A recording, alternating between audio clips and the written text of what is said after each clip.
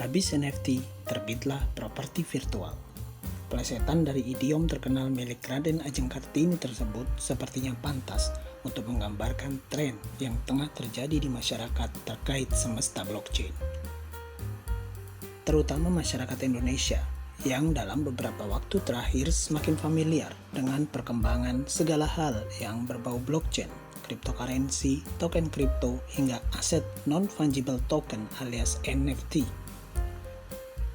Usai dihebohkan oleh kabar tentang Sultan Gustav Al-Ghazali, mahasiswa asal Semarang yang sukses meraup miliaran rupiah dari penjualan produk NFT, kini informasi tak kalah heboh juga muncul dari data penjualan aset berupa properti virtual. Tak tanggung-tanggung, penjualan properti virtual di semesta metaverse secara internasional di sepanjang tahun 2021 lalu menembus angka 500 juta US dollar. Itu artinya dengan kurs saat ini yang berada di kisaran 14.400 rupiah per dolar Amerika, maka nilai tersebut setara dengan 7,2 triliun rupiah. Gokil bukan? Metametric Solutions, lembaga riset penyedia data dan informasi tentang dunia metaverse yang berbasis di Amerika Serikat, mencatat bahwa penjualan properti virtual di 4 platform metaverse utama di sepanjang tahun 2021 lalu telah mencapai 501 juta US dollar. Jajaran Big Four tersebut meliputi Sandbox, Decentraland, CryptoVoxels, dan Somnium. Sementara untuk penjualan di tahun ini, pada bulan Januari saja, nilainya telah mencapai 85 juta US dollar atau sekitar 1,22 triliun rupiah. Maka dengan mengasumsikan tren pertumbuhan yang sama tetap terjaga hingga akhir tahun, maka proyeksi nilai penjualan aset properti virtual di metaverse sepanjang tahun 2022 ini diperkirakan bakal mencapai 1 miliar US dollar atau menembus angka 14,4 triliun rupiah, setara dengan 2 kali dari perolehan tahun 2021 lalu. Menurut hasil analisis Metametric, lonjakan aktivitas penjualan terutama terjadi sejak Oktober 2021 lalu yang dipicu oleh kebijakan Facebook untuk mengubah nama induk usahanya menjadi Meta dan berfokus pada ekosistem metaverse. Setelahnya, pada November 2021 saat proses rebranding sepenuhnya tuntas, data penjualan aset properti virtual di metaverse terpantau melonjak hingga 9 kali lipat menjadi 133 juta US dollar. Meski kemudian tren peningkatan perlahan mulai melandai, namun hingga Januari 2022 terbukti masih ada pertumbuhan penjualan sekitar 10 kali lipat dibanding realisasi penjualan pada Januari 2021 lalu. Lembaga riset lain, Brand Essence Market Research, bahkan secara lebih berani memprediksi bahwa pasar properti virtual metaverse bakal terus meningkat dengan porsi pertumbuhan tahunan majemuk atau Compound Annual Growth Rate atau CAGR per tahun dalam 5 tahun mendatang terhitung dari tahun 2022 hingga tahun 2028 mendatang. Melihat tren tidak biasa ini, respon publik pun seolah terbelah dua dengan masing-masing memiliki logika pembenarnya sendiri-sendiri.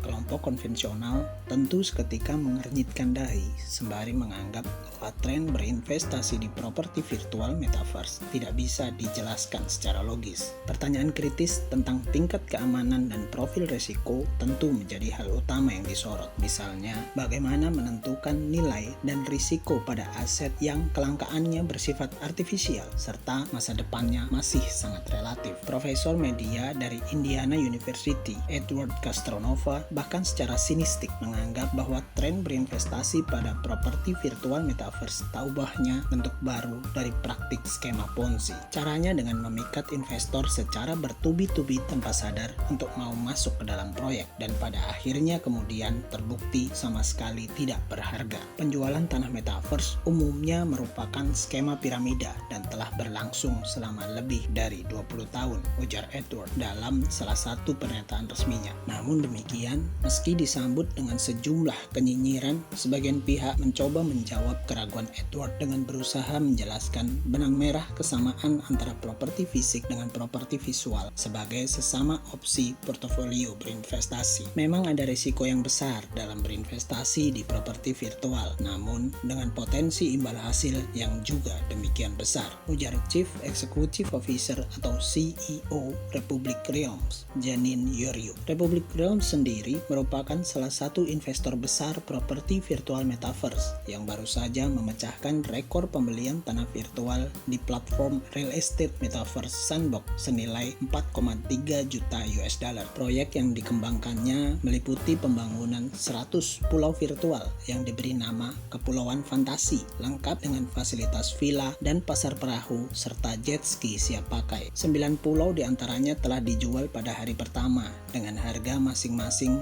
15.000 US dollar dan kini diketahui telah ditawarkan kembali dengan harga lebih dari 100.000 US dollar. Dengan proyek yang telah dikembangkannya, Yorio menekankan bahwa nilai properti virtual tidak seperti properti fisik yang melekat pada seberapa strategis lokasinya, melainkan lebih pada proyek apa yang bakal dilakukan oleh pemilik properti di lokasi tersebut. Misal, mendirikan museum, mall, panggung pertunjukan, dan sebagainya. Dengan sifatnya yang virtual, kamu bisa berteleportasi kemana saja, sehingga lokasi menjadi tidak begitu penting, tutur Yorio. Namun pendapat berbeda disampaikan oleh CEO Tokens.com, Andrew Kiguel. Menurut Andrew, faktor lokasi yang strategis masih turut memberikan efek pada nilai sebuah aset properti virtual. Karenanya, Tokens.com baru saja membeli 12 properti tepi laut di semesta metaverse milik Somnium, lantaran percaya bahwa nilainya memiliki kelangkaan dari segi daya tarik visual, sehingga